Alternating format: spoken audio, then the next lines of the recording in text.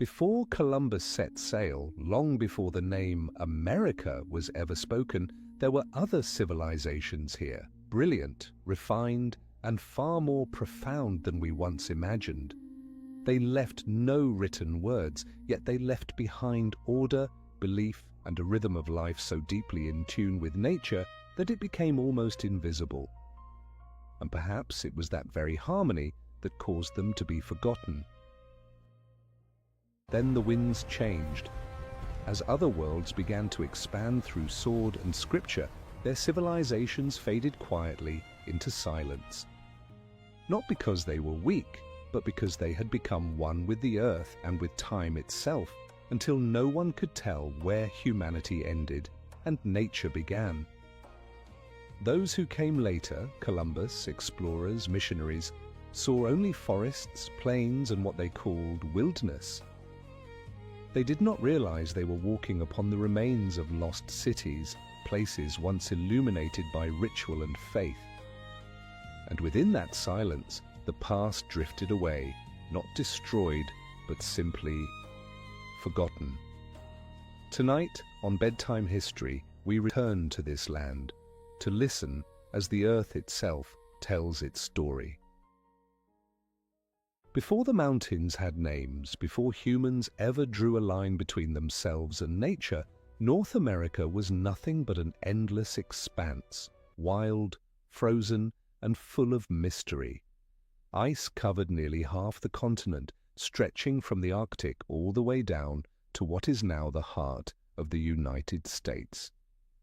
Each winter seemed to last a century, and every breath of wind carried the echo of the Ice Age, an age when glaciers moved in silence, carving the veins of time across the earth. But the world was not always cold. Between the ages of frost and thaw came fleeting moments of warmth, brief, yet long enough for life to try and take hold. Mammoths wandered the plains, herds of bison thundered through the snow, and behind them a small human figure followed their tracks. These people had no names, no nations, no sense of borders. They were simply the first, the ones who crossed the boundary between nature and awareness, between survival and the beginning of history. From Siberia they crossed a vast land bridge that once connected two worlds, a place we now call Beringia. It was not merely a bridge of ice and grass, but a bridge of destiny. They carried with them fire, stone, and the memory of lands left behind. As the ice melted and the oceans rose, the bridge disappeared beneath the waves. But those who had crossed remained. They became the first seeds of humanity in North America. The world they entered was unforgiving. Cave lions, saber-toothed tigers, and towering bears ruled this land. Humans were fragile creatures among the giants of nature. Yet it was that very fragility that made them different. They learned to read the tracks in the snow, to listen to the wind, to respect and speak to the spirit of the animal they hunted. In the harshness of the climate and the solitude of endless nights, the first idea of soul and spirit was born, not from fear, but from gratitude and reverence.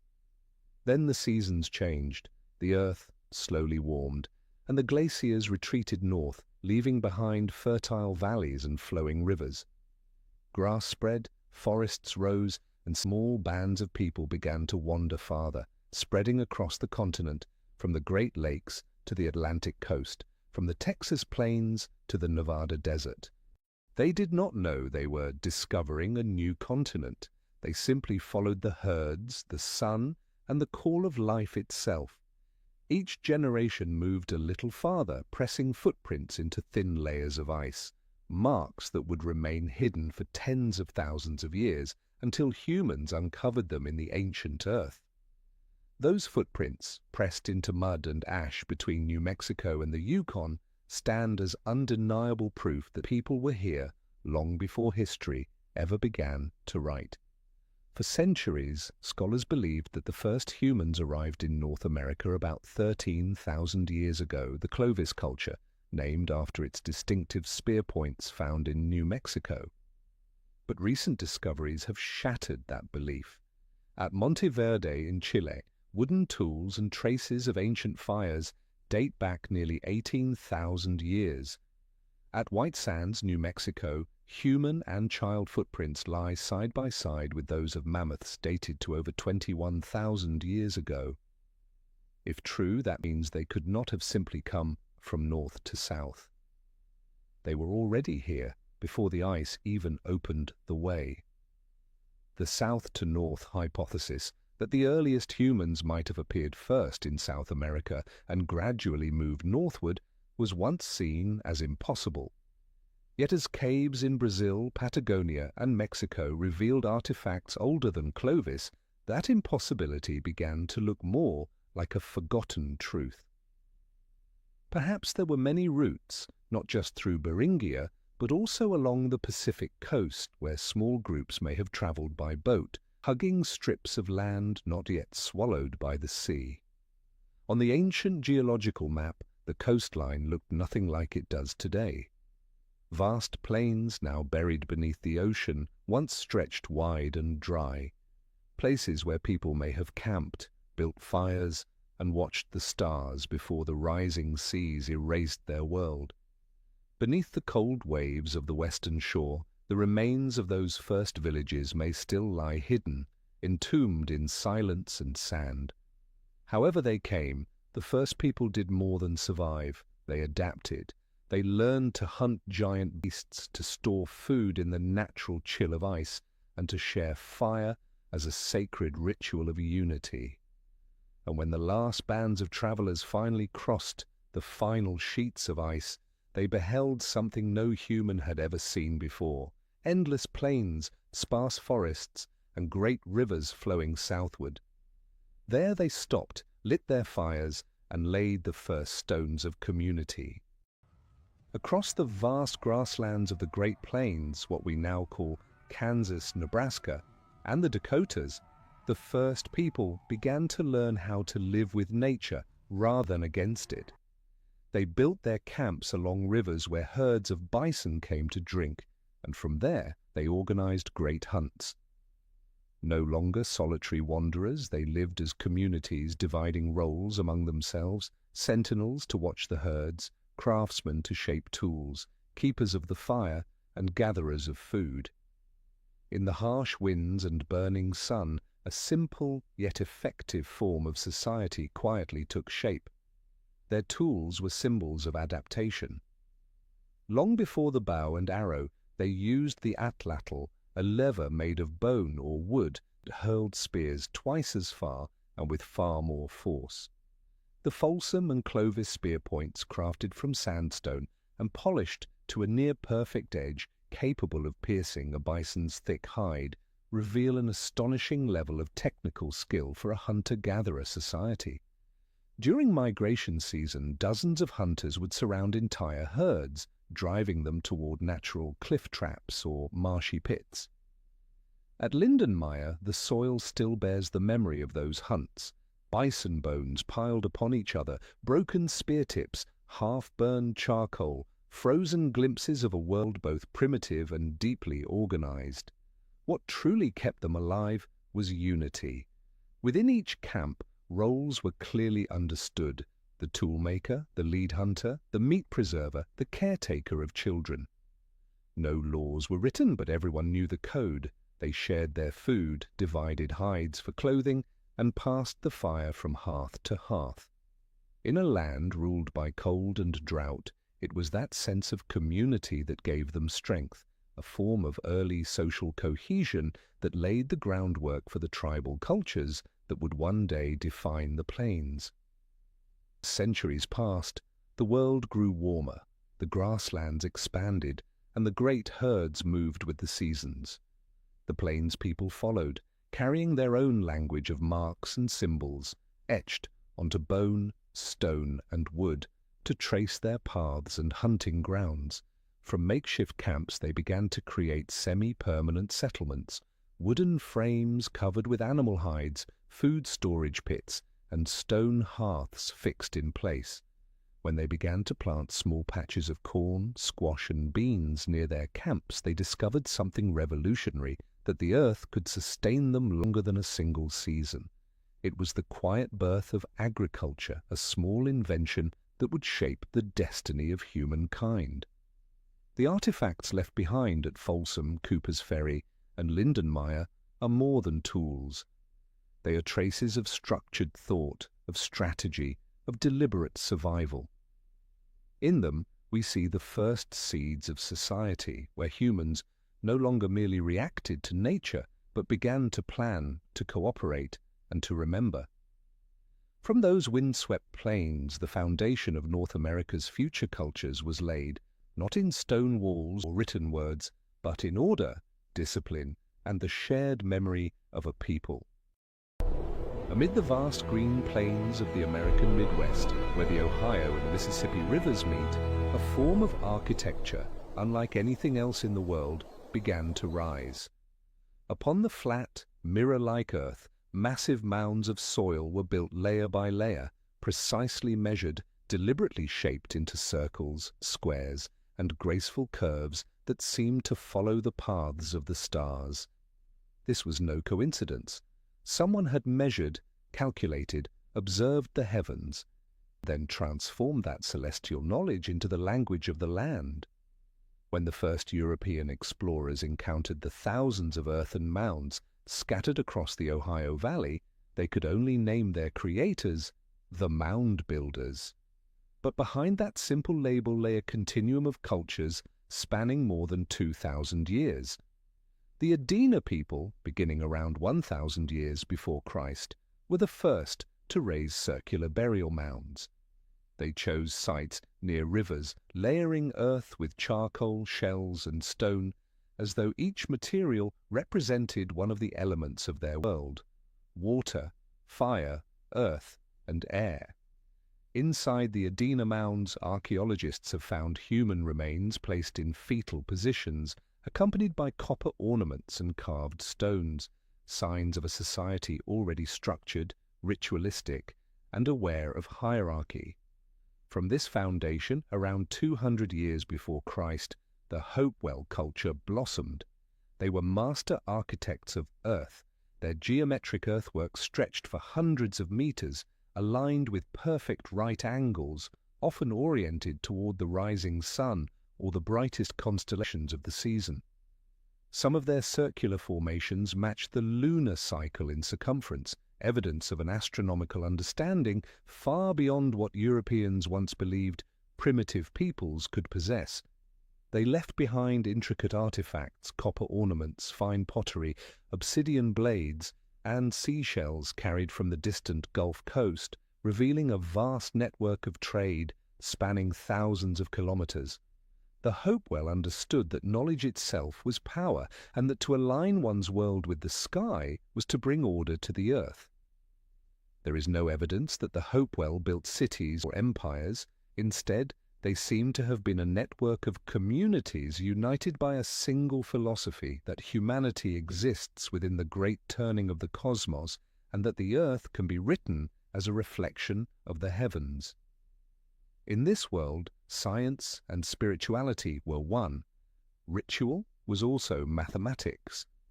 When the sun rose precisely on the solstice horizon and its rays passed through the centers of two earthen circles, it was not merely an event. It was a moment when humanity felt perfectly placed within the cosmic order. Today the mounds of Adena and Hopewell appear only as gentle ripples across the fields, yet they remain the opening lines of a new chapter in North American history.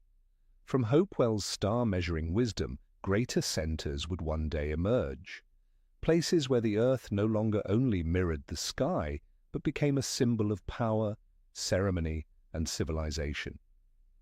And at the heart of that path, one place would rise above them all, a great city of earth, where the order of the cosmos was transformed into the order of humankind.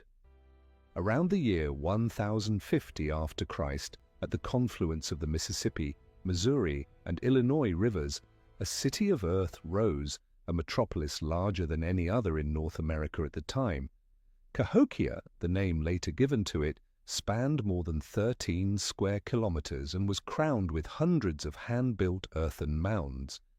At its height, the city may have held between 20,000 and 40,000 people, more than London or Paris in the same era. From every direction they came, from the Great Lakes, from the Ohio Valley, even from the distant shores of the Gulf of Mexico. Cahokia was not merely a place to live, it was a center of ceremony, trade, and power, the beating heart of the Mississippian world.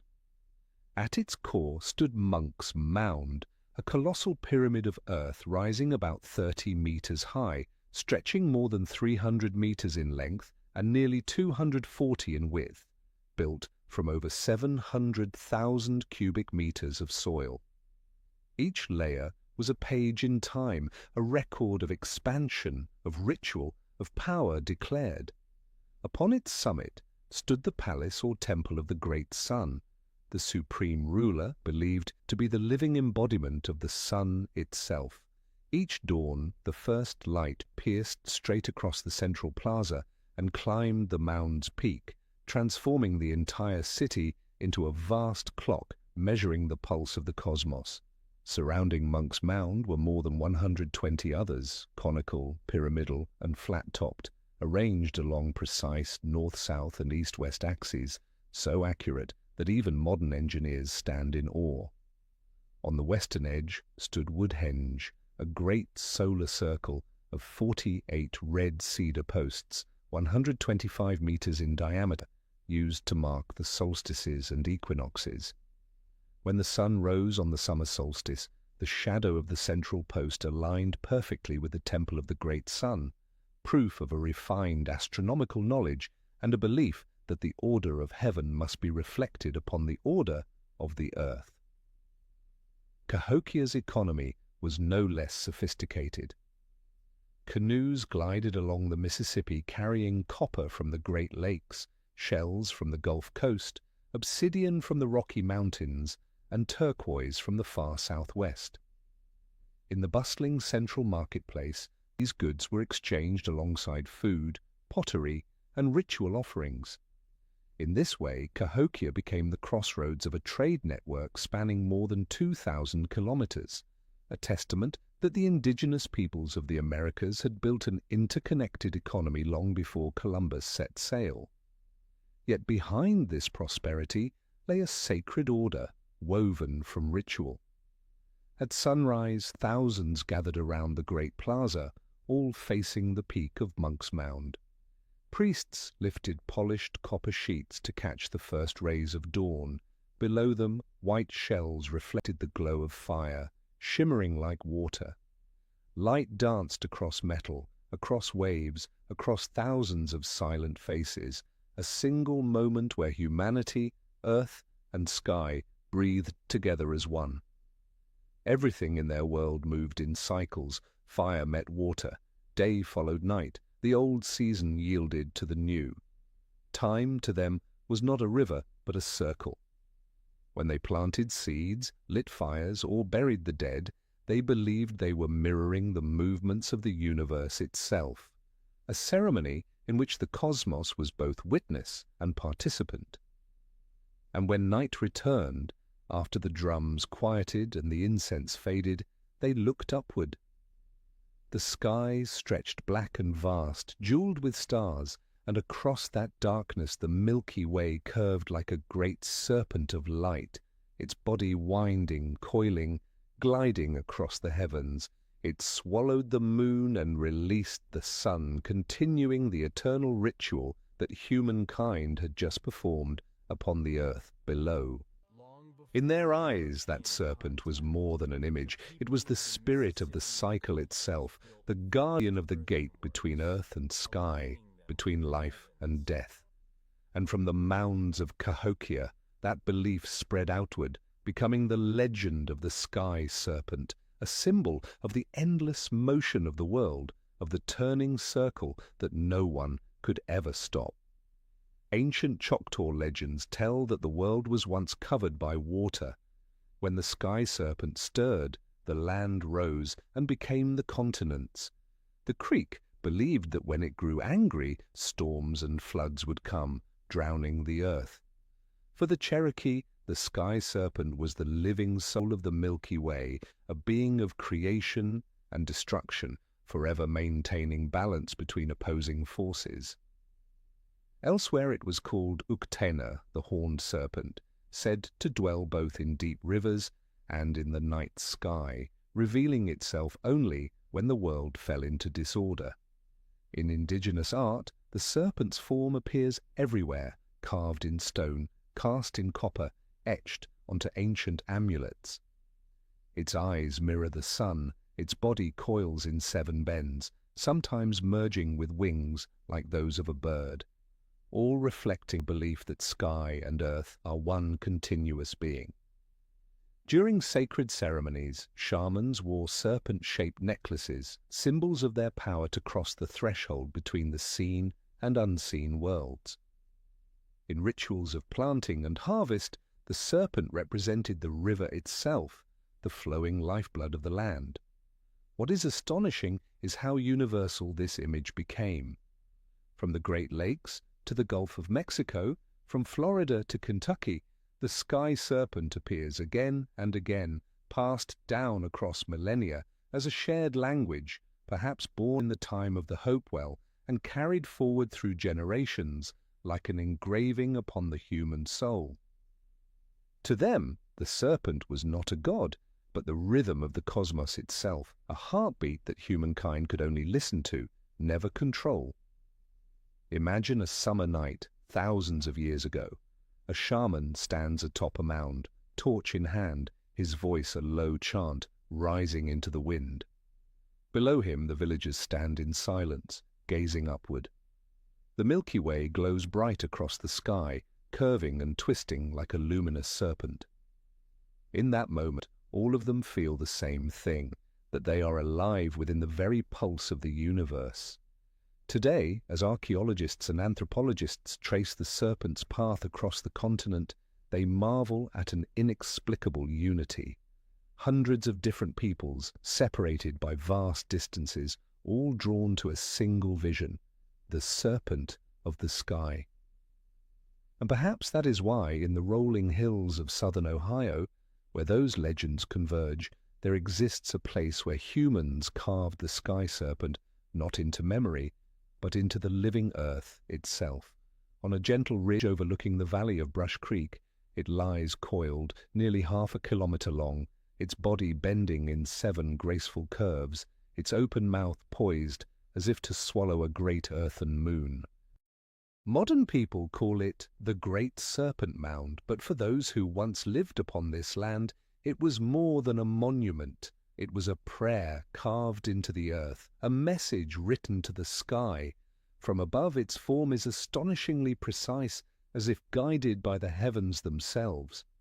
The serpent's head faces the setting point of the summer solstice. Its curving coils align with the rising and setting of the sun during the spring and autumn equinoxes, as well as with the moon's most extreme cycles.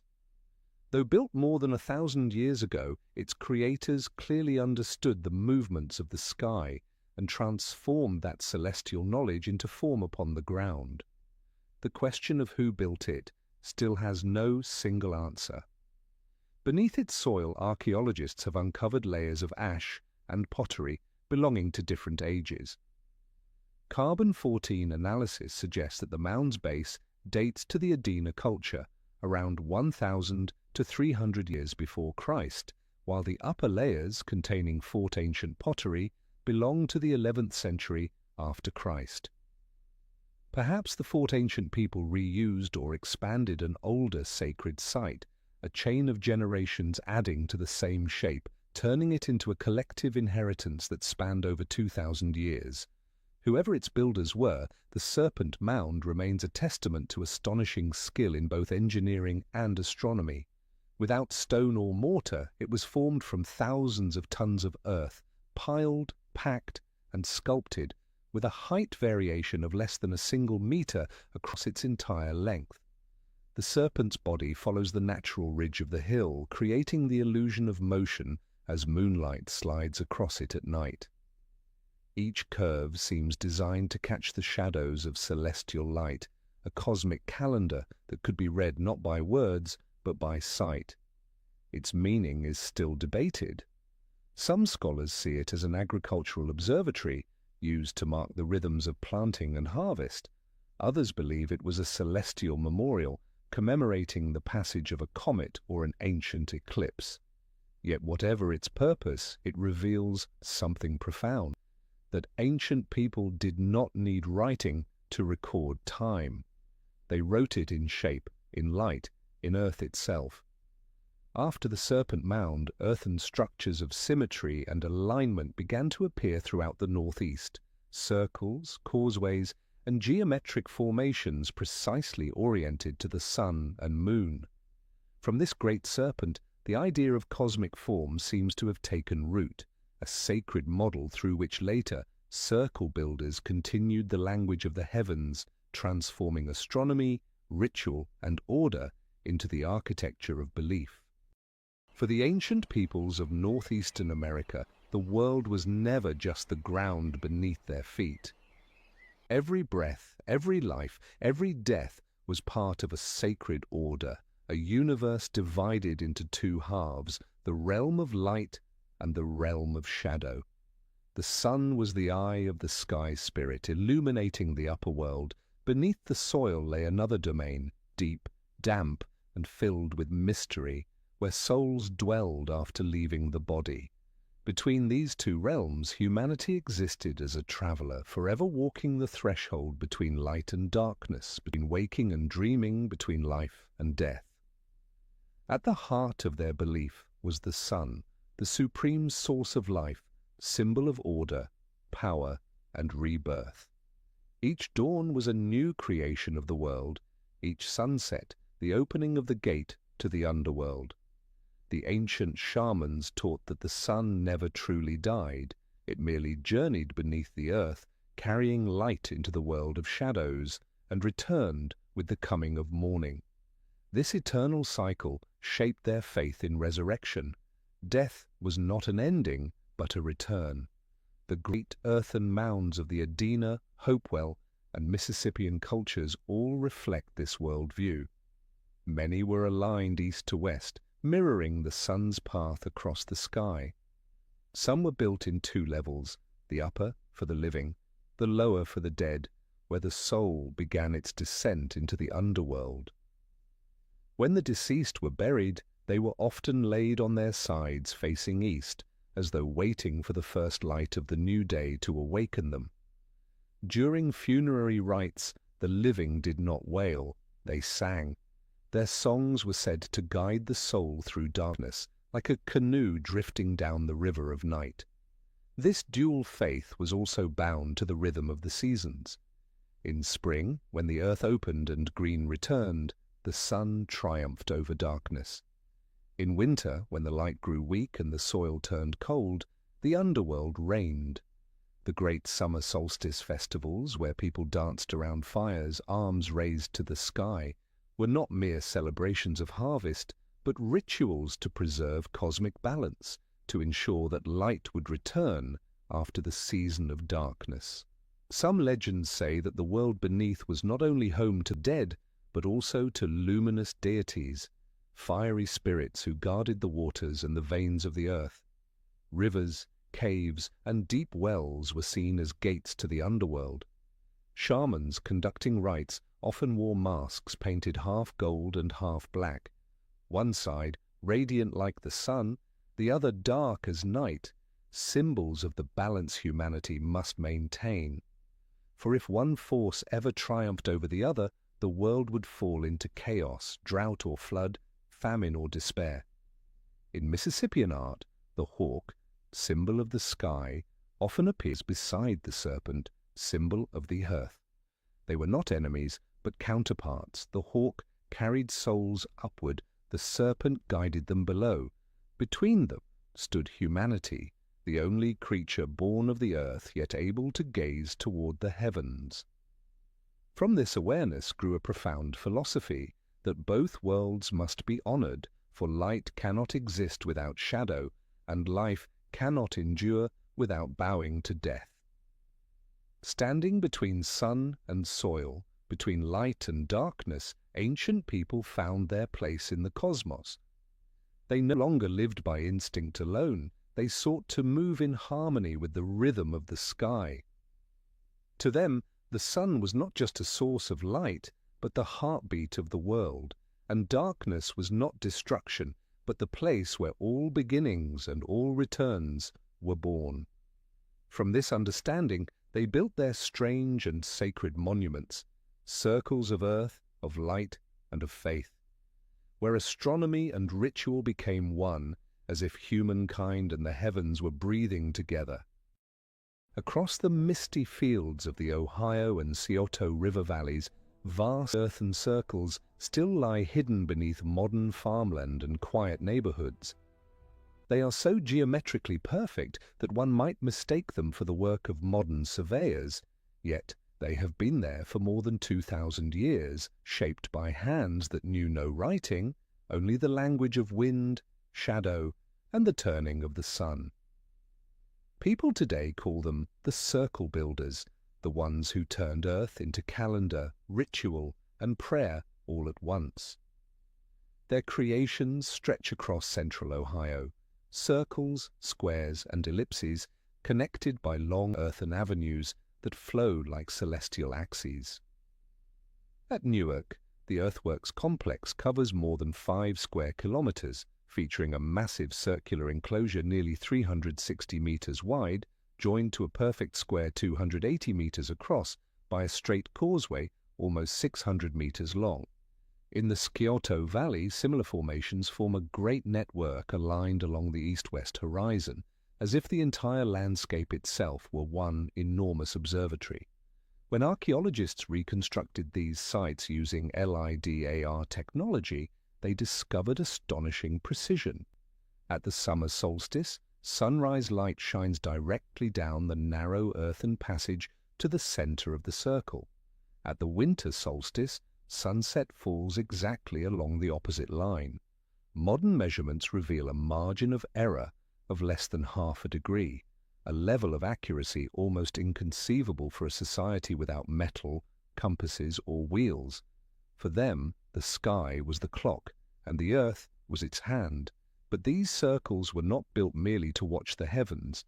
They were ceremonial stages where humankind met the cosmos. When the sun rose at the perfect angle, drums echoed across the fields, and hundreds of people stepped into the circle, walking in rhythm around its center. They did not see it as worship, but as alignment, a way to tune themselves to the rhythm of the world. Seasons, hunts, birth, and death all followed the same orbit of light. Knowledge for them did not live in books, but in motion. What is most mysterious is the consistency. At every site, Newark, Chillicothe, High Bank Works, the same proportions, angles, and combinations of circle and square appear again and again. Geometry, it seems, was not an art, but a faith. The circle symbolized the heavens, the square, the earth, and where the two forms met was the gateway, the point where human and divine worlds touched. Within these patterns lies a quiet philosophy, that the order of the universe could be rebuilt by human hands, through earth, through ritual, through the belief in the perfect repetition of time. Though many of their works were ploughed under, forgotten, or destroyed over centuries, the outlines of their circles still remain faintly beneath the soil, enduring shadows in the memory of the land itself. And from this ground, the idea of order and cycle would take new shape, growing into a society where astronomy, faith, and power would merge into one. A new order that measured not only the heavens, but humanity itself, according to the same divine rhythm, the Mississippian order. Along the broad, winding waters of the Mississippi, from Illinois to Alabama, a new civilization rose from the legacy of the circle builders.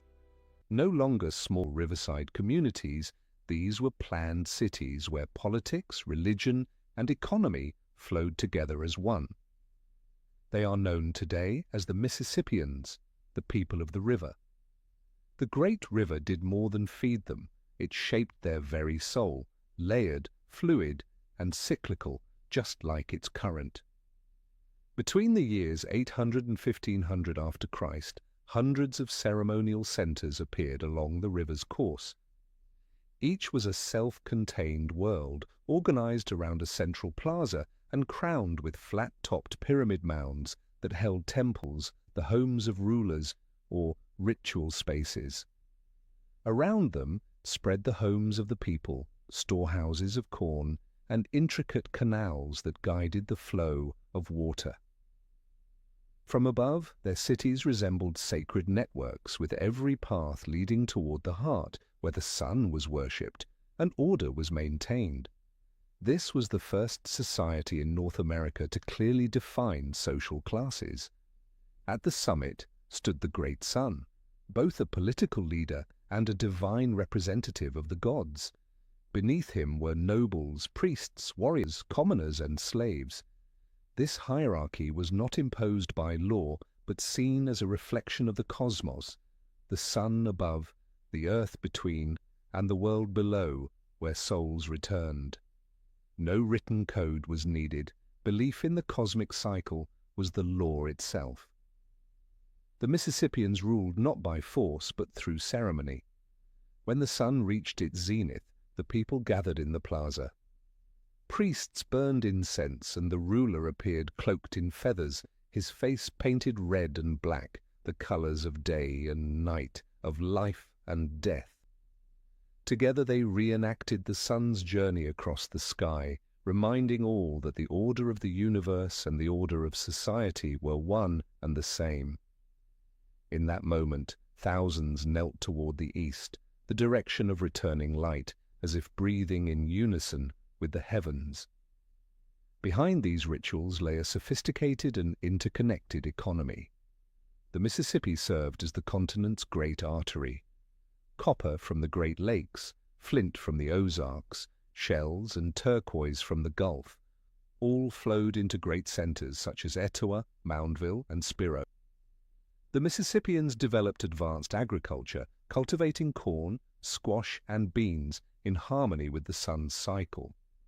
They built dikes, terraces, and irrigation canals to tame the river's floods and feed their people.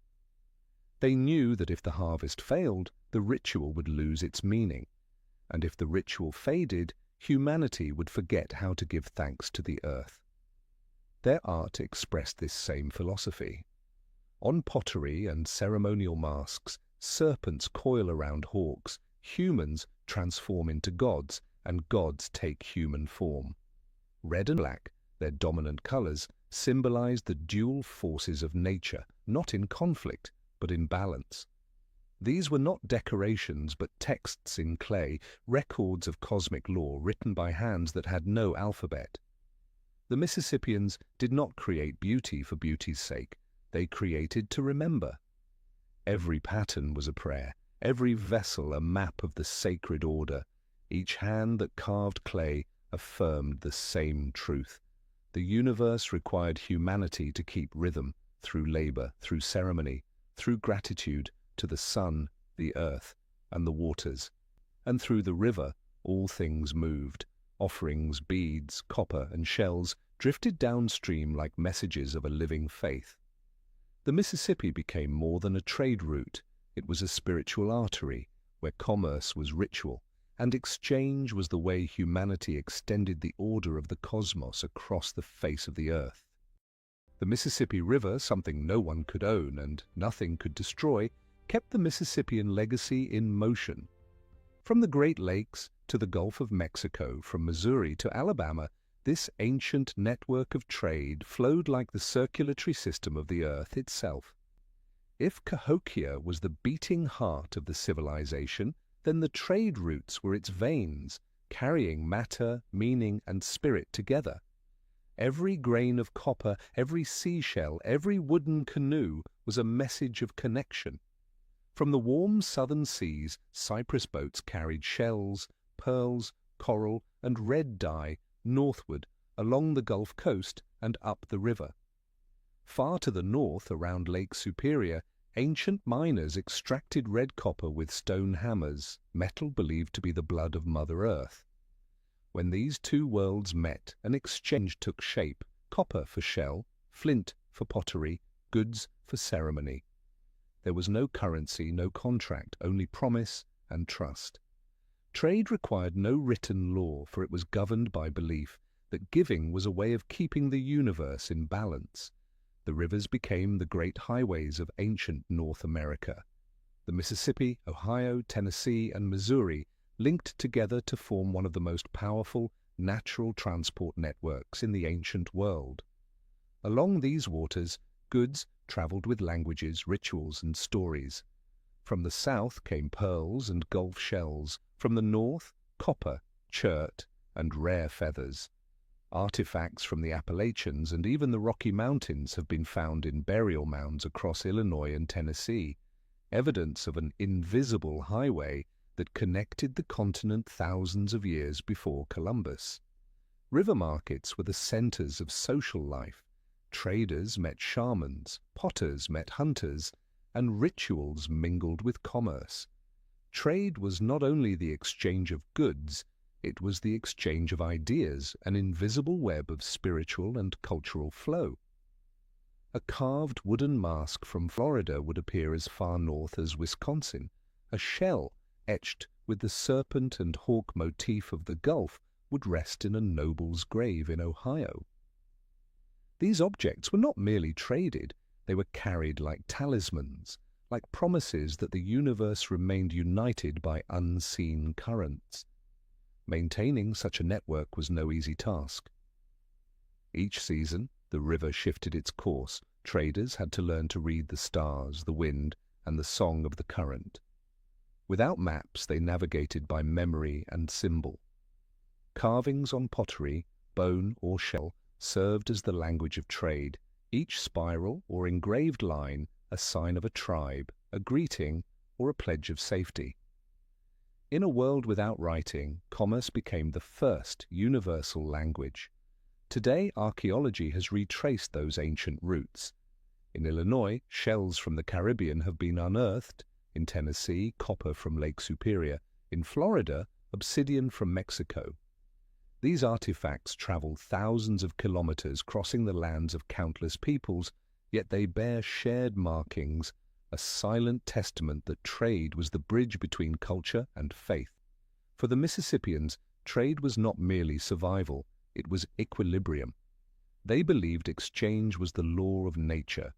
Rivers flow to the sea and rain returns to the land. People give and receive to preserve harmony. During harvest festivals, they offered foreign treasures to the gods, a southern shell, a northern shard of copper, as proof that the world still moved in balance. And when those offerings were placed into the hands of the dead, their journey did not end, for to them trade did not merely link lands but connected the two worlds themselves. In the world of the Mississippians there was no gold or silver, yet two sacred materials held a power greater than any precious metal, copper and shell. One gleamed like fire, symbolizing the sun and authority. The other shone pale as mist, symbolizing water and the soul. Between them, people saw the balance of the universe, between male and female, sky and earth, life and death. And from that belief, copper and shell became the twin symbols of religion, order, and the human yearning to cross the boundary between worlds. Their origins lay far apart. In the cold caves around Lake Superior, ancient miners had worked some of the oldest copper mines on Earth, traces of fire and stone hammers still etched into the walls. The rough copper was separated by fire and quenched by water, then beaten until it glowed like dawn. The Mississippians believed copper was the breath of Mother Earth, a substance transformed only by sacred flame and therefore filled with the power of the heavens. Each sheet of copper was not mere wealth, but a mirror of the cosmos, sunlight trapped within metal. Upon those shining sheets, artisans carved images of hawks, masked figures, and serpents coiling around discs, not for decoration, but to retell sacred stories. Many such artifacts were found in noble tombs, copper plates placed upon the chest of the dead, beside shells, feathers, and stones, offerings for the soul's passage through the gate of the underworld. To them, the metal did not die with the body, it guided the light back to the sky. Shells, the remnants of the sea, came from the distant Gulf of Mexico, traveling thousands of kilometers upriver. When they reached the great centers, artisans shaped and polished them into necklaces, pendants, and ceremonial bowls. On their gleaming surfaces they carved suns, hawks, and waves, the symbols of life and rebirth. In ritual, shells held sacred water, poured over the soil during planting, or used by priests to cleanse their hands before ceremony. Shells were the voice of water, the element that linked humankind to the underworld, where all things begin. The two sacred materials often appeared together in the ritual of sun and water. When light struck a copper plate and reflected onto a white shell, it marked the moment when two worlds met. The shaman lifted both high, praying for harmony, rain and wind, fertile harvests, and the safe rebirth of the departed. In the tombs of chiefs, copper and shell always rested side by side, the balance of the cosmos made visible, fire and water, heaven and earth, life and death in perfect accord. Yet copper and shell also revealed the hierarchy of their world. Only the chosen could wear copper or possess shell. They were marked of status, symbols of loyalty. When a ruler gifted a copper plate or a string of shells, it was not a simple offering, it was a covenant, sometimes a treaty between tribes. A small copper sheet could represent peace, a chain of white shells could sanctify marriage or alliance.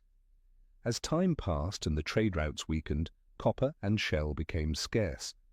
Without their sacred materials, the rituals faltered. People tried to replace them with clay or bone, but nothing reflected light like metal or sea. The sun lost its mirror, and water lost its voice. And when the last copper plates were buried with the dead, an era ended, the age when the world's balance was kept through the union of fire and water. Yet from those ashes a new order took root. In the south, where the Tennessee and Alabama rivers meet the sea, small chiefdoms began reviving the old rites in their own ways, not empires, but flexible kingdoms bound by marriage, warfare, and ceremony. Their rulers still wore feathered crowns, still worshipped the sun, but among forests and plains, they had learned to live closer to the earth.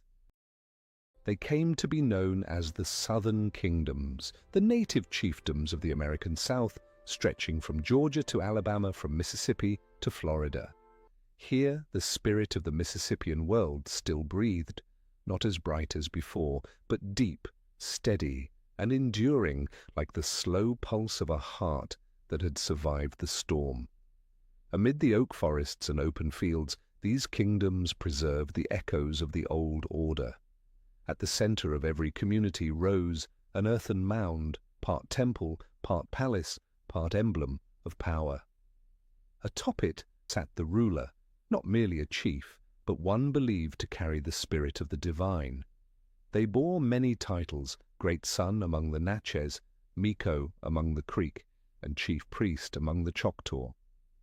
Below them were nobles, priests, warriors, and commoners, a smaller, more adaptable reflection of the Mississippian hierarchy, reshaped by time and necessity.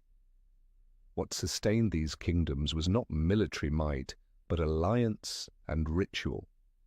Bonds between tribes were woven through marriage, through the exchange of sacred objects, and through oaths carved upon white shells.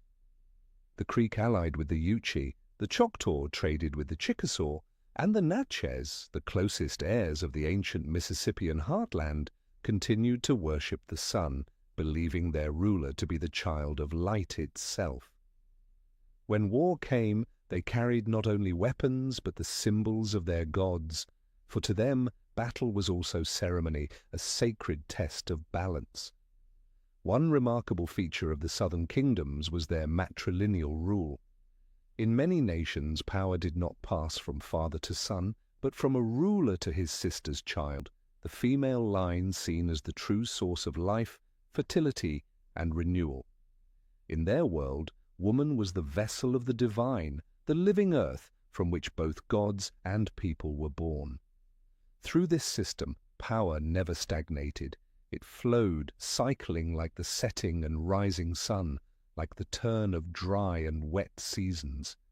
That rhythm of rotation made their societies resilient, firm, yet flexible against the chaos of change.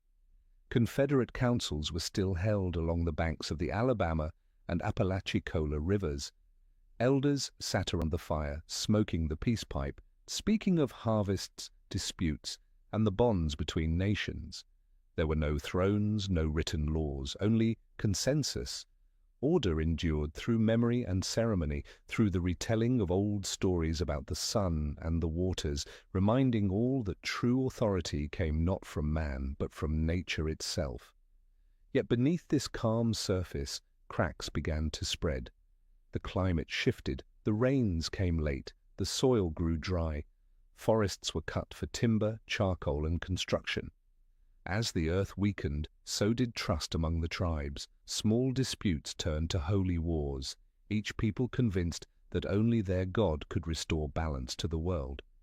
Meanwhile, the Mississippi shifted its course, trade routes collapsed, and Cahokia, the old symbol of cosmic order, fell into silence. And yet, even amid crisis, one thing never changed. The southern kingdoms never separated faith from power. Every council, every festival, every battle began with a prayer to the sun.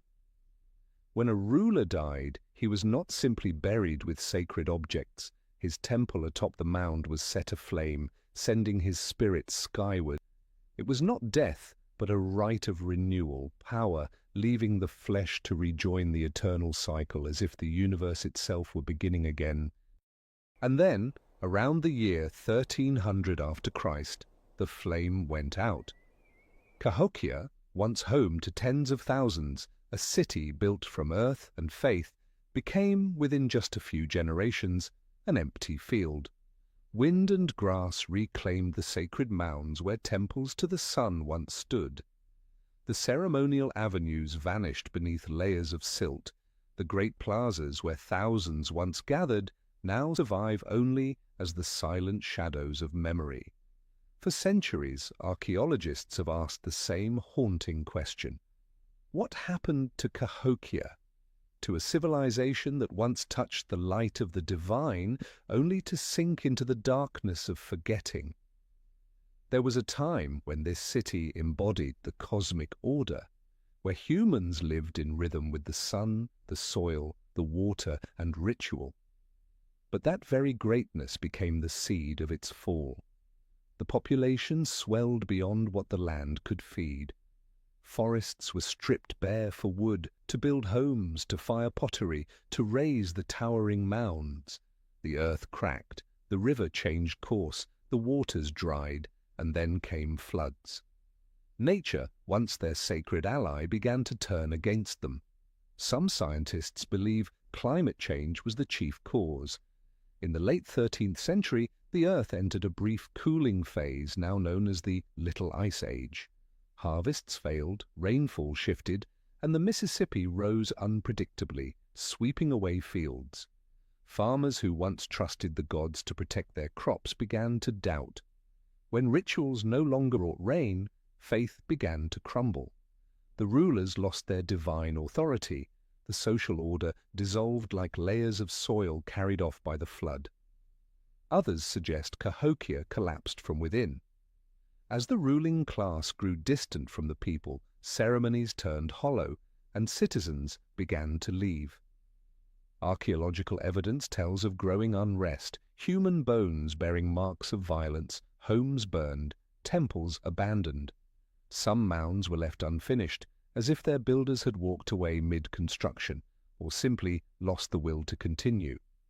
Perhaps it's belief itself, the very force that once bound the city together, that was the first to die.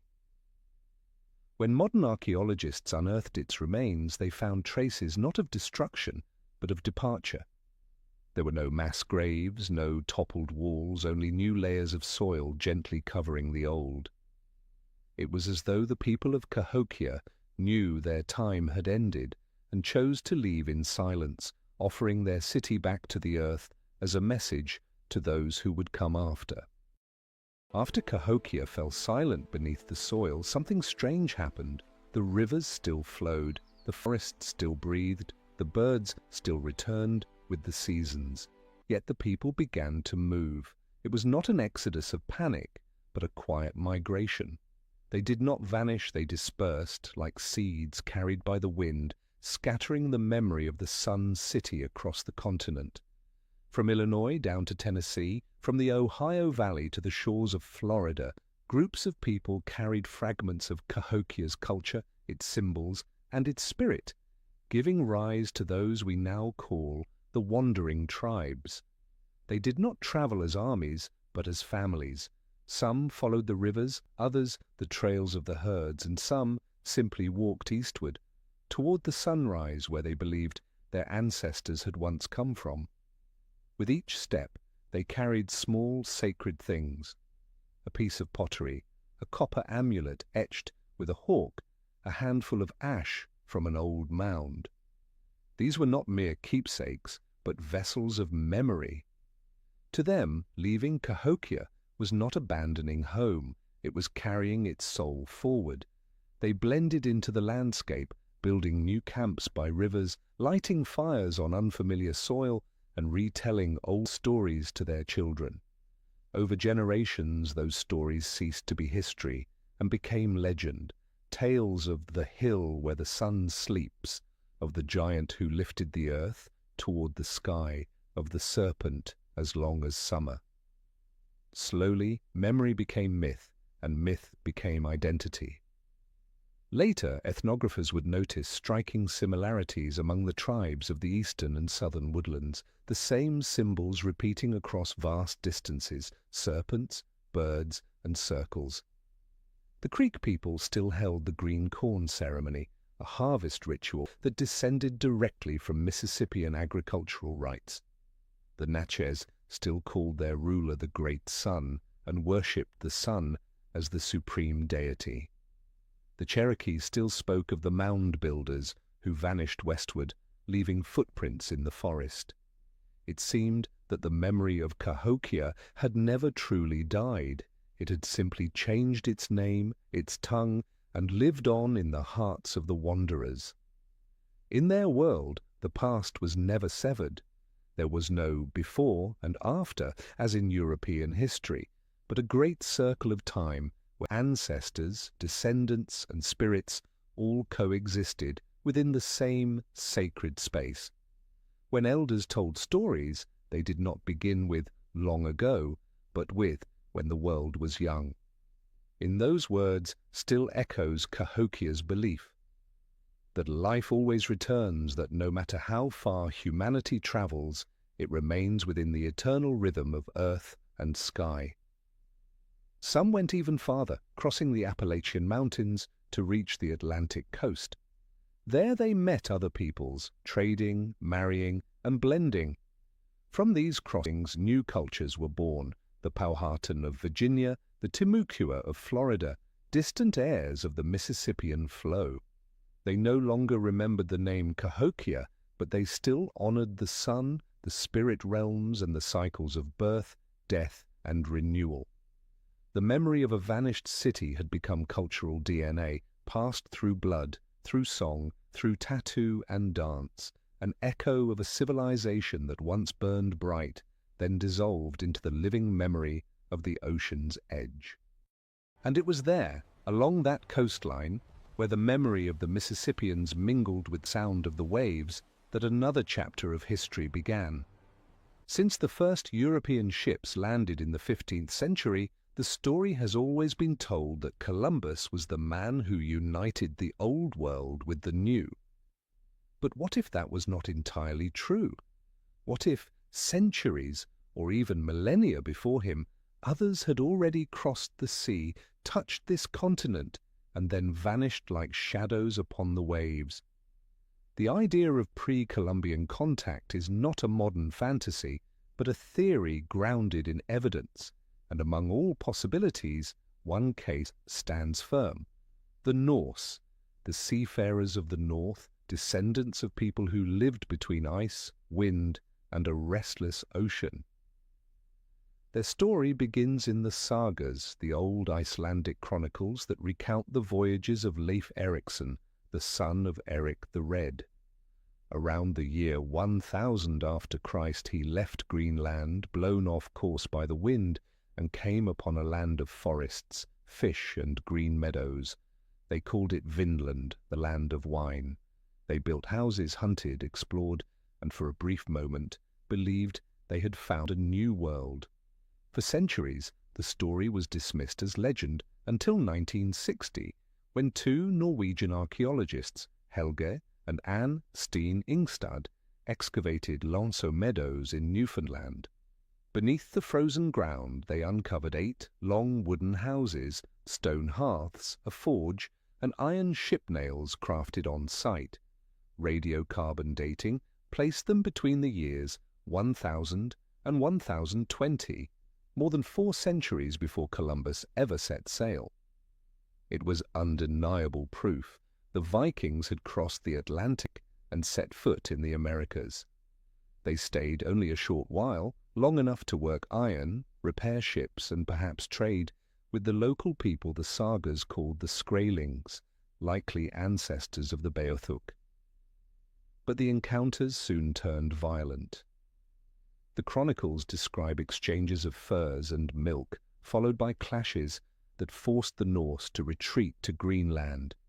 Vinland, whether because of harsh weather, sparse population, or simply the absence of gold, never became the promised land they hoped for.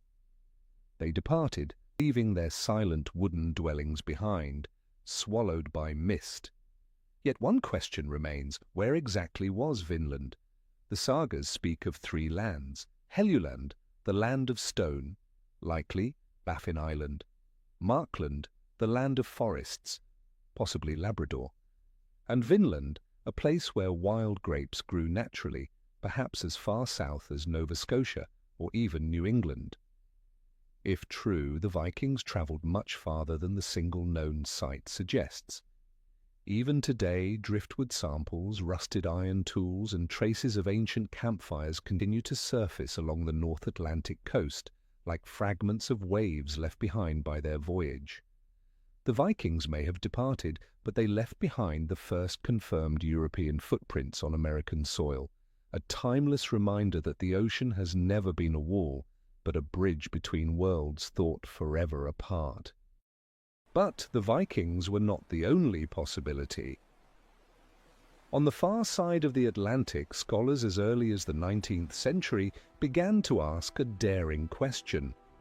Could the Phoenicians, the master mariners of the ancient Mediterranean, have crossed the ocean 3,000 years ago? These were the same traders who sailed beyond the Pillars of Hercules, reached the western shores of Africa, and carried their goods, their script, and their stone tablets engraved with the god Baal. Some amateur archaeologists have claimed that strange inscriptions found in the Americas, such as the Los Lunas Decalogue stone in New Mexico, bear traces of Phoenician writing. Most scholars dismiss such findings as coincidence, yet the idea that a seafaring civilization might have crossed the Atlantic before Rome even existed still lingers like a riddle. If they came, what did they see, and why did no one remember? Then came the Polynesians, the unmatched voyagers of the Pacific. They once navigated thousands of miles, linking islands from Hawaii to New Zealand, using nothing but stars, swells, and wind. Archaeological evidence confirms that they reached the coasts of South America, exchanging sweet potatoes and chickens with native peoples long before European contact. Could it not be possible, then, that their double-hulled canoes, light, strong, and astonishingly seaworthy, had also touched the shores of ancient California or Mexico. Some Polynesian legends speak of a far eastern land where the sun rises from the sea, perhaps a fading memory of the American continent itself. Even bolder theories suggest that the Egyptians, the Celts, and even the Chinese during the voyages of Zheng He might have sailed farther than history records. Roman coins have been found in Maine and Georgia, inscribed stones in Oklahoma, ceramic figurines in Mexico bearing African features. Each discovery raises the same unsettling question. Are these coincidences, or the forgotten remains of journeys that slipped through the cracks of recorded history? Perhaps even more intriguing are the echoes in the oral traditions of the native peoples themselves. The Iroquois tell of great boats as large as mountains that moved without wind. The Choctaw speak of red-haired people who came from the east and then vanished. The Navajo remember that our ancestors once saw the masts of the sun rising from the sea. These accounts, faint yet enduring, have survived across centuries, like the distant echo of a memory left out of official chronicles. Maybe what matters is not who came first, but that they may have met at all. The ocean, rather than a wall, may once have been a bridge between worlds. The Gulf Stream flows directly from West Africa to the Caribbean. The Pacific trade winds could easily have carried Polynesian vessels toward California. When we stop seeing the sea as a barrier and start seeing it as a road, the ancient world suddenly feels different, wider, more fluid, and far more connected than we ever imagined. Perhaps long ago civilizations we think of as isolated, Egypt and Mesoamerica, Phoenicia and Polynesia, once gazed upon the same horizon, their ships crossing beneath the same sun before both vanished into the mist of time. And sometimes history does not leave only waves behind, it leaves marks. For if the sea is the path of memory, then the land is where that memory is carved into stone. Scattered across North America, among the mossy woods of the Appalachians, on granite hills in Minnesota, and across the dry deserts of New Mexico, stand stones carved with strange markings. Their letters belong to no known native tongue, nor do they fit neatly into the alphabets of Europe. It is as if, in the dim mist of forgotten centuries, other travelers once set foot here, leaving their messages in stone before vanishing back into the sea. Real or forged, accidental or deliberate, they endure these stubborn stones, standing against time and doubt, forcing us to wonder whether the history of America has been rewritten more than once. Among the most famous is the Kensington Rune Stone, unearthed in 1898 in Minnesota by a Swedish farmer named Olof Oman. On its 90-kilogram granite face is a runic inscription describing a group of 8 Swedes and 22 Norwegians on an expedition in 1362. It tells of men who travelled from Vinland to the west, camped beside a lake, and lost 10 of their number, killed by the natives. The message ends with a plea, a VM, save us from evil. Ave Maria, save us from evil. If authentic, it would mean Norse explorers returned to the continent 4 centuries after Leif Erikson, but scholars remain divided. Many dismiss it as a 19th century hoax crafted by Scandinavian settlers seeking to honor their ancestors. Others note that the language and form of the runes match 14th century styles with uncanny accuracy, too sophisticated perhaps for a farmer with no formal training. After endless tests, the Kensington Stone still hovers between archaeology and legend, too plausible to reject, too improbable to confirm. Far to the southwest, the Los Lunas Decalogue Stone in New Mexico raises another question. On its dark basalt surface are 10 long lines of inscription that resemble ancient Hebrew, arranged in the form of the 10 Commandments. Some have claimed it to be the work of early Israelites or Phoenicians, Mediterranean seafarers who may have crossed the ocean carrying the words of their god inscribed in stone. Most archaeologists disagree, suggesting it could be the work of later settlers or mere coincidence. Yet the parallels persist. Across the continent, echoes multiply. In Oklahoma, the Heavener runestone bears Old Norse characters. In West Virginia, an unclassified inscription remains undeciphered. In southern Canada, geometric carvings etched deep into granite align eerily with constellations, like a stellar map drawn for the gods. To the native peoples, such stones were not foreign curiosities. Their legends speak of strangers who carved signs upon the rocks and followed the sun. In certain Algonquian tongues, the word for those who came from the sea carries not a geographic, but a sacred meaning. Visitors from another world, not invaders, but messengers. Perhaps these carvings were not marks of conquest at all, but memories of meeting, of the first moment when two lines of human memory crossed. Across many ancient cultures, carving in stone was the most sacred act imaginable. Stone does not burn, drift, or decay. It is how humankind speaks to eternity. Whoever made these marks, be they Norse, Phoenician, or from a civilization yet unnamed, may have wanted only one thing: to be remembered. And when the markings are traced together, from Minnesota to New Mexico, from the Appalachians to the Great Lakes, a faint pattern begins to emerge, as if outlining the map of a forgotten network. Trade routes of copper and shell, paths of exchange and myth. A corridor once called the Copper Route, the ancient highway linking the heart of North America to those who came from the sea, where commerce and legend once flowed together like water and light. From the wind-swept hills north of Lake Superior, where the water gleams like molten metal, ancient peoples once discovered a miraculous substance, native copper, one of the few metals on Earth found in pure form, unbound by ore, needing no fire to be shaped. Thousands of years ago, the inhabitants around the Great Lakes hammered, carved, and polished that red metal into spears, blades, bracelets, and sacred ornaments.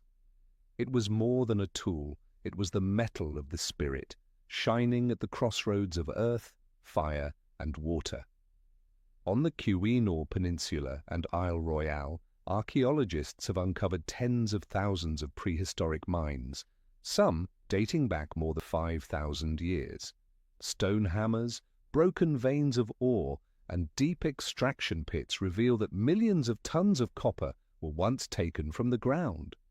Yet only a fraction of that copper appears in Native American artifacts, nowhere near enough to account for what was mined.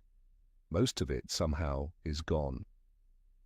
And from that absence was born one of history's most provocative theories, the Copper Route, an ancient transoceanic trade network that may have linked two worlds long before Columbus. Supporters of this idea point to the Bronze Age, between 3,000 and 1,200 years before Christ, when Egypt and Mesopotamia reached their peak.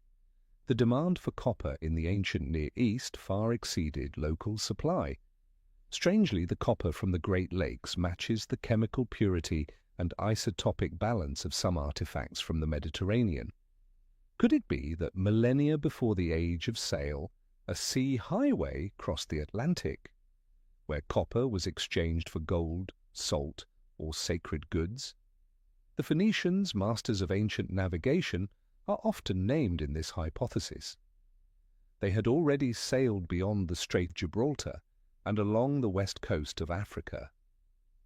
If they had ever heard tales of a land to the west of the setting sun, where copper lay close to the surface, might they have dared to go further?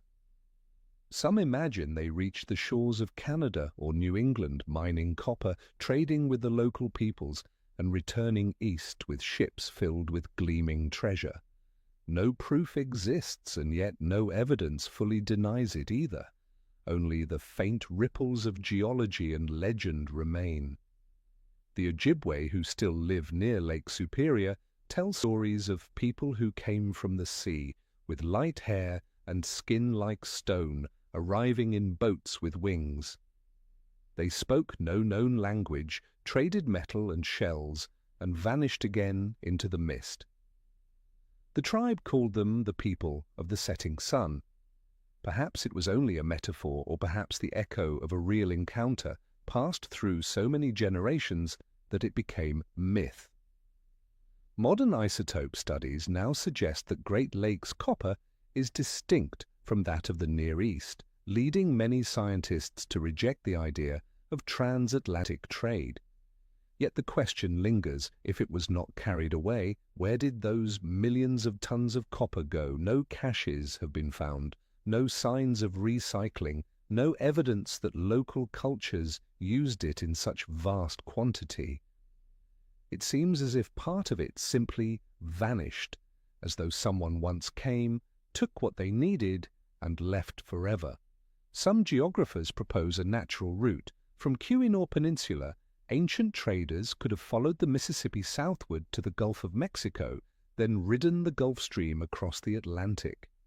That warm ocean current, cutting like a glowing ribbon through the cold sea, could easily have carried ships, cargo, and stories across worlds. If so, the ocean did not divide civilizations, it connected them in the rhythm of water and wind. And perhaps it is from those same currents, where trade, legend, and memory intertwine, that one ancient name still resonates through time: Atlantis. Not merely a lost city, but a metaphor for the collective memory of a world once joined, before the ocean rose to separate everything we thought was apart. The name Atlantis, the legendary realm described by Plato, has long stood as a symbol for all that humankind has lost, a radiant civilization destroyed, a memory of an age when mortals still walked close to the gods. Yet few notice that the shadow of Atlantis stretches far beyond the Mediterranean. It reaches across the ocean, echoing through the ancient legends and sacred symbols of the Americas. Plato wrote that Atlantis lay beyond the Pillars of Hercules, outside the Strait of Gibraltar, a continent greater than Libya and Asia Minor combined, whose people possessed abundant gold, copper, and tin, and whose city was built in concentric rings of land and water. Then, in a single night and day of catastrophe, the entire land sank beneath the sea.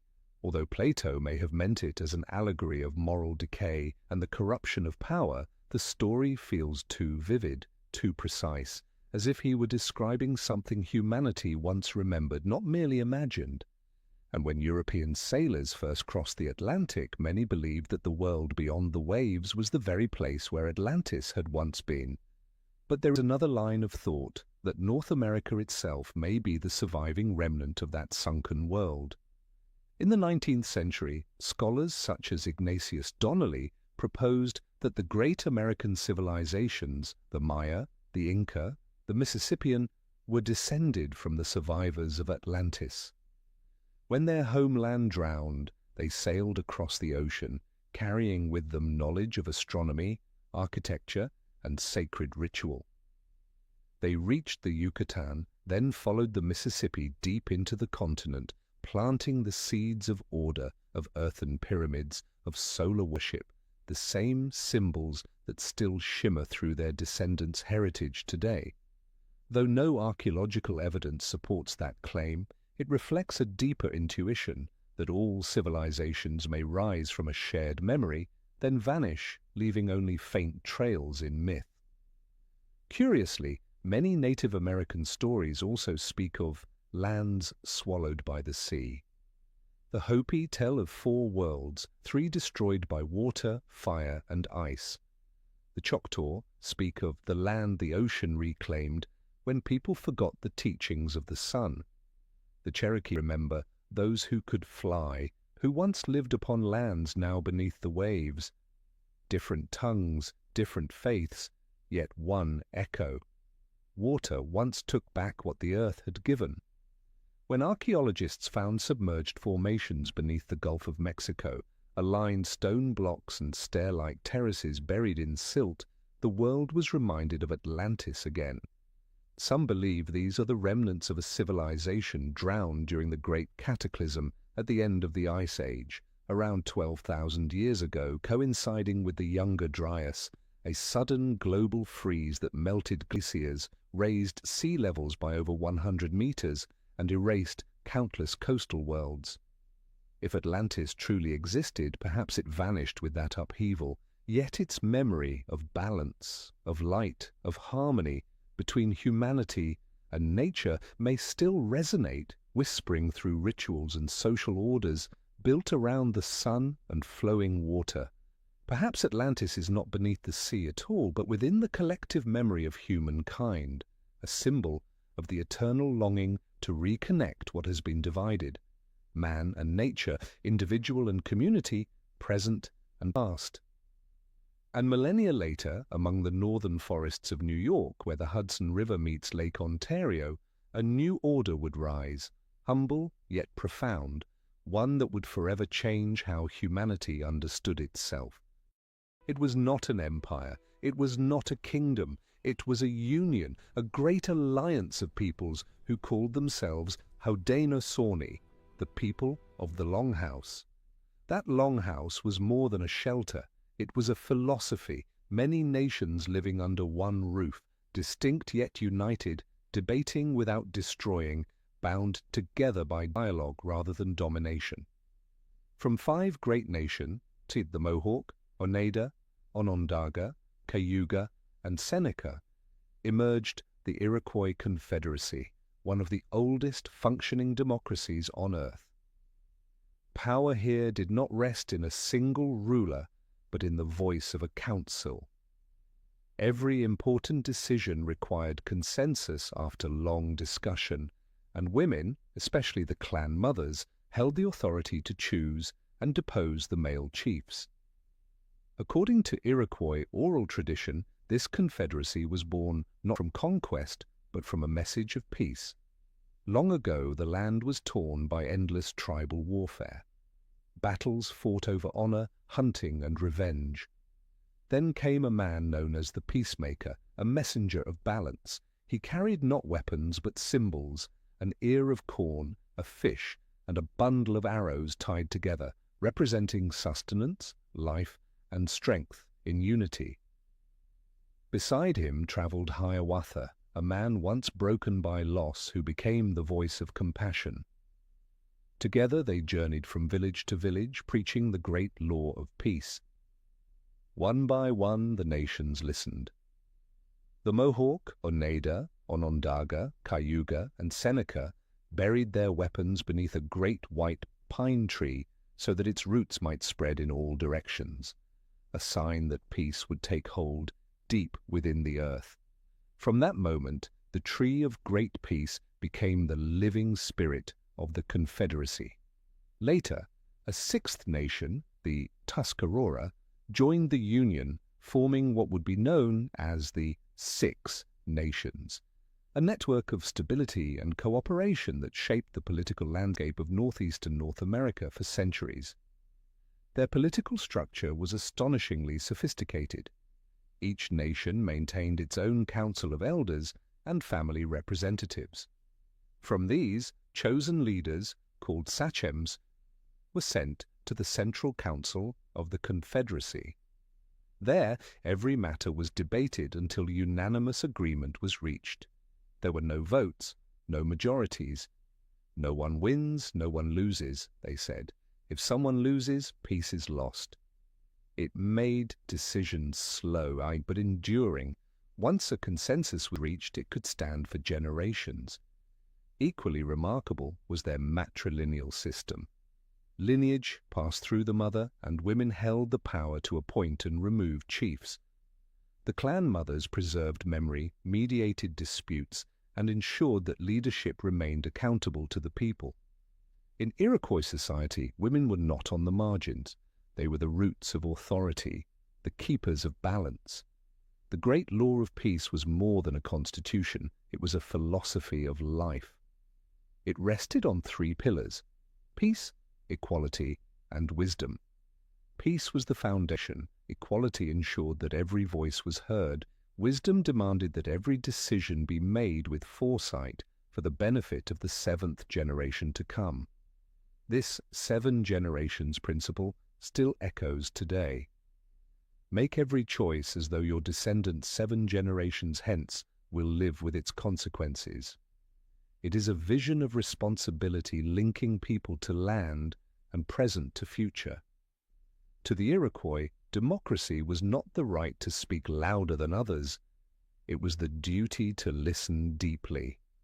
Every decision was a harmony of many voices, and if one instrument was out of tune, the whole song was wrong. True unity, they believed, did not mean thinking alike, but respecting difference within shared rhythm. Even today, the Haudenosaunee Confederacy endures, not as a state, but as a living spirit. Councils are still held. The great law of peace is still recited aloud, not written down, as it was in the beginning. And before every council, the same ancient thanksgiving is spoken. We give thanks to Mother Earth, to the waters, to the winds, to the fires, to those who came before, and to those yet unborn. It is more than a ritual.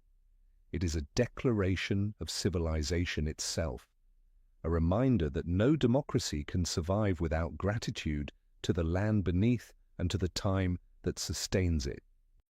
On a misty morning in 1497, as John Cabot's ship drifted into the cold northern waters off Newfoundland, English sailors wrote in their logs that they had sighted a vast, empty, uninhabited land.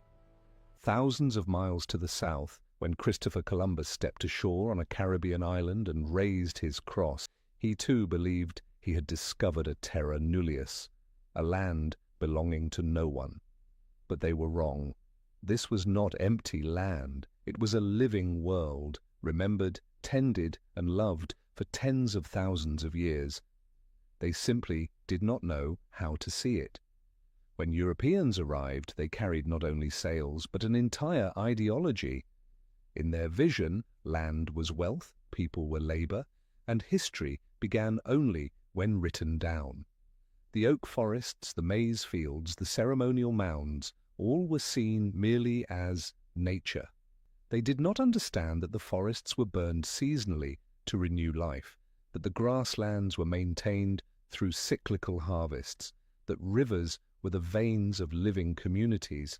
To them, a world without kings or writing was wilderness, and so in a landscape of profound ecological order, they saw only emptiness. The earliest Spanish and French chronicles are filled with astonishment. They wrote of cities of earth, of people who worshipped the sun, of cornfields aligned as neatly as those of Europe. Yet instead of recognizing an independently advanced civilization, they named the inhabitants noble savages, a phrase that praised while erasing, admiring while denying. They romanticized their purity, then set out to civilize them, to teach them how to be human.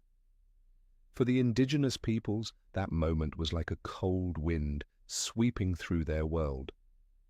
They saw the white sails rising from the horizon like giant birds carrying strange light. They welcomed the newcomers with gifts, corn, fish, and water. In their languages, the word for stranger often meant brother, for all souls were believed to be born of the same earth. But their gift was misunderstood. To the Europeans, a gift was a transfer of ownership. To the indigenous, it was a sharing of life. Two worlds met, but they spoke entirely different languages, one of hospitality, the other of dominion. From that point forward, the conflict was no longer about territory, but about the meaning of existence itself. The Europeans built forts, planted flags, and renamed the land, each act a way of rewriting the world. The indigenous peoples looked upon these new maps and understood the newcomers had not come to live with them, but to live instead of them.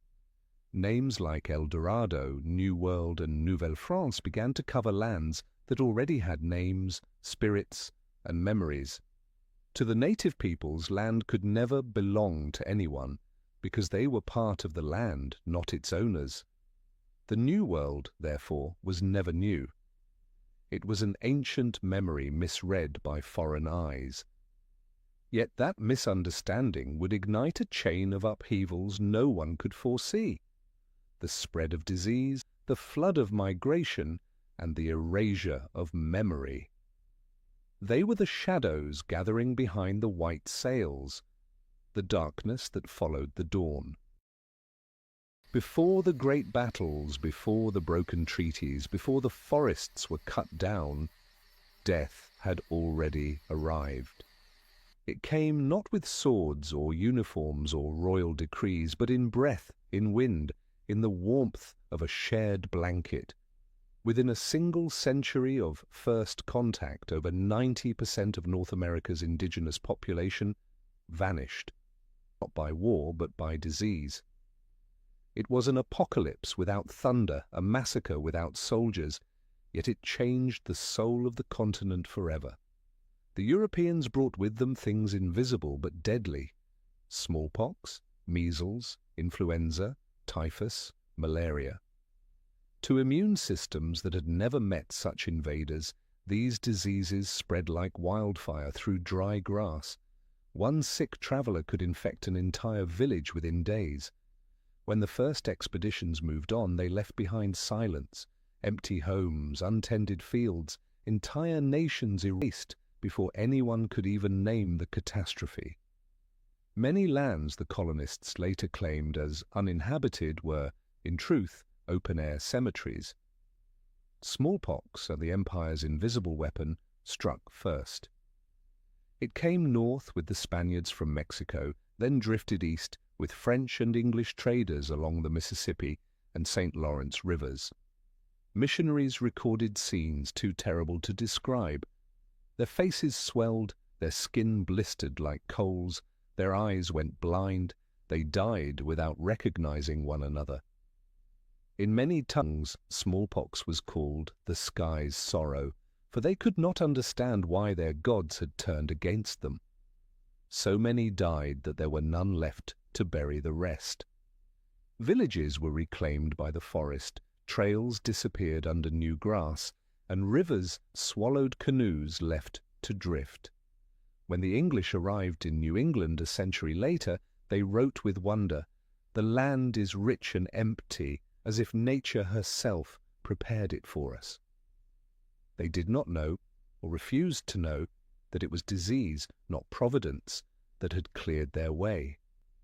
For indigenous peoples, the plagues were not only medical disasters, they were spiritual collapses, when the sick could no longer attend ceremonies, when the storytellers fell silent, when no one remained to sing the songs that called the rain, society itself began to crumble.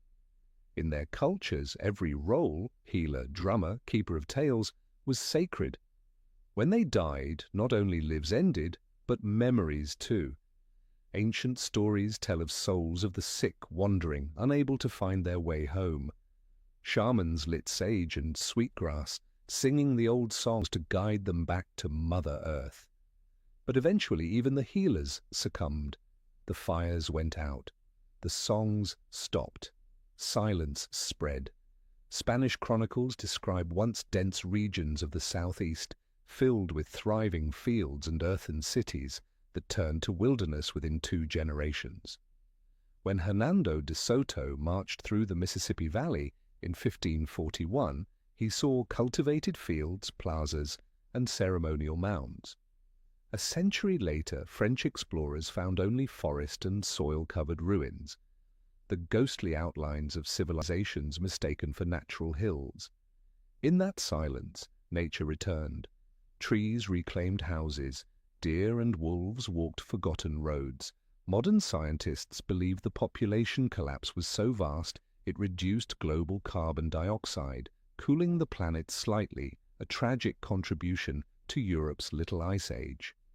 Proof, perhaps, that humanity and Earth breathe the same air. When one civilization dies, even the atmosphere mourns. To the Europeans, the plague was God's will, a divine sign that the land was theirs to take. But to the native peoples, it was the betrayal of faith itself. They had welcomed strangers as kin, and now the same hands that had offered food were burying the dead. In many indigenous languages, there is no word for epidemic. They simply said, "The earth is grieving." After the plagues had passed, when the land stood empty and villages had turned to ash, a second storm arrived, quieter, yet far more ruthless. It did not burn forests, it burned memory. It did not kill with fire, it killed with words. Its name was civilization. And under its banner, Europe began one of the most systematic acts of cultural destruction in human history. It began with an idea that sounded almost kind: to civilize. As Christian churches and imperial powers expanded westward, they sought not only to claim land, but to reshape souls. They believed the wild spirit of indigenous peoples needed salvation. But in the process of saving, they erased entire worlds. Languages, beliefs, music, stories, peeled away layer by layer, breath by breath. Children were taken from their parents and sent to boarding schools run by churches and governments. Their hair was cut, their clothes replaced, their names rewritten. Wovoka became William.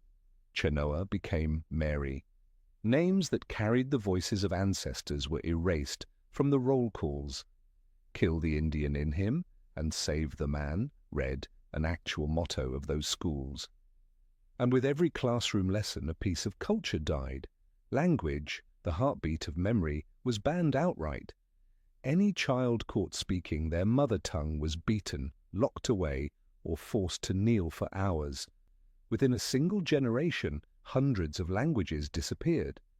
Languages that once had 10 different words for the wind that could name the scent of rain or the sadness of the soil, all silenced. Every time a storyteller died unheard, an invisible library collapsed. Adults were forced to abandon their faiths.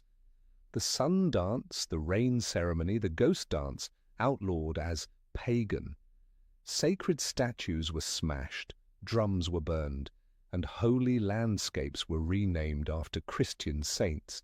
Black Hills became Mount Rushmore, where the faces of 4 presidents were carved into the sacred heart of the Lakota's Mother Earth. To the world, it was a symbol of patriotism. To them, it was the wound of the earth itself. Then came the Indian removal acts of the 19th century, the final blow that tore people from their sacred geography.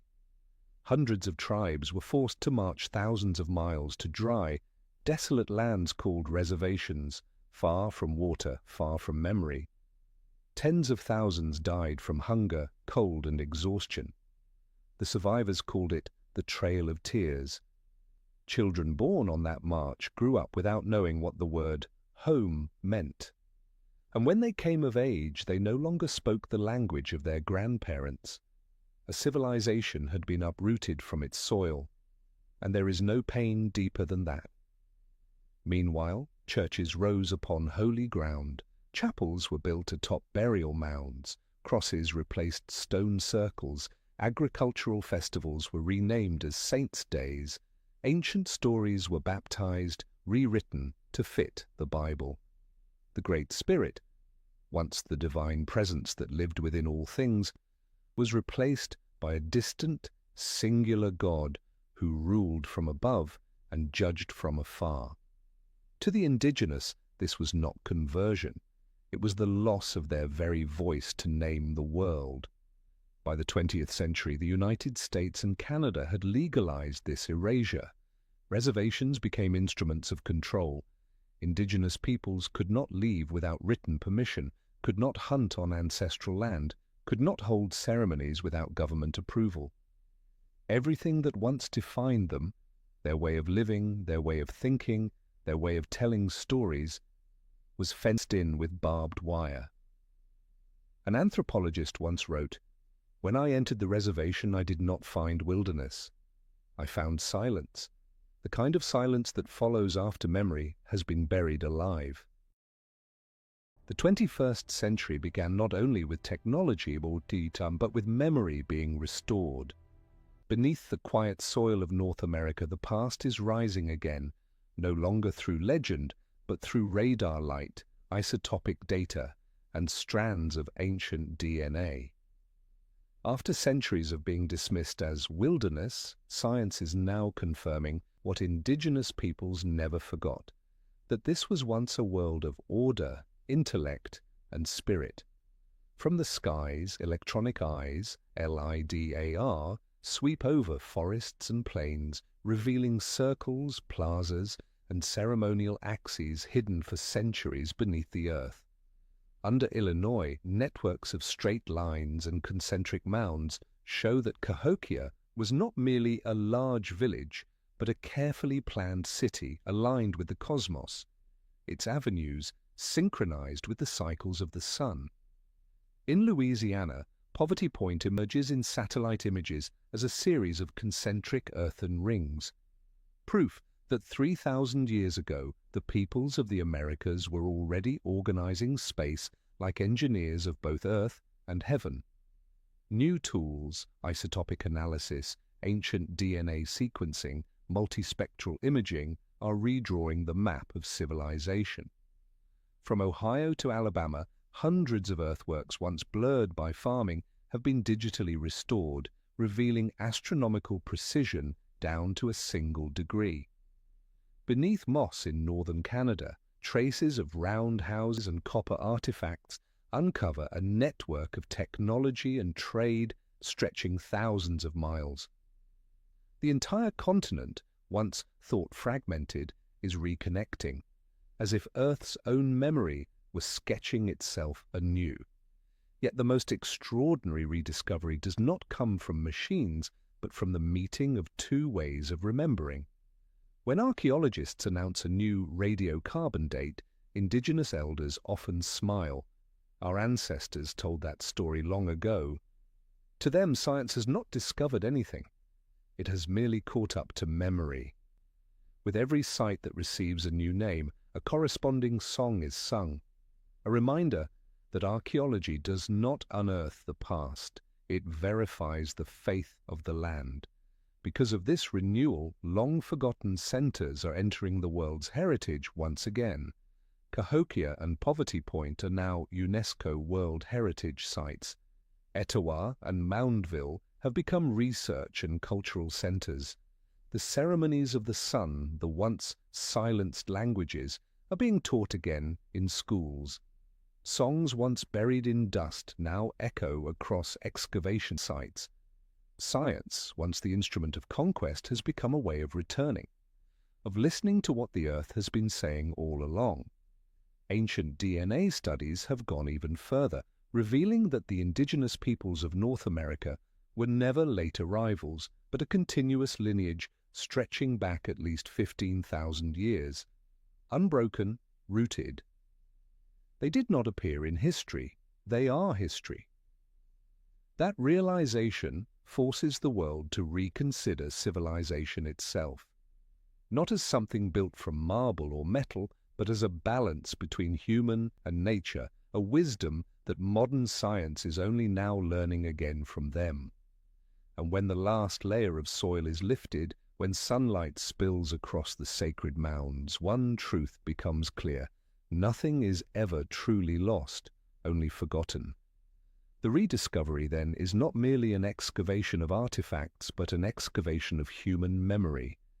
It reminds us that the past is never gone. It still breathes in the soil, whispers through the wind that passes over the old mounds, waiting for someone who knows how to listen.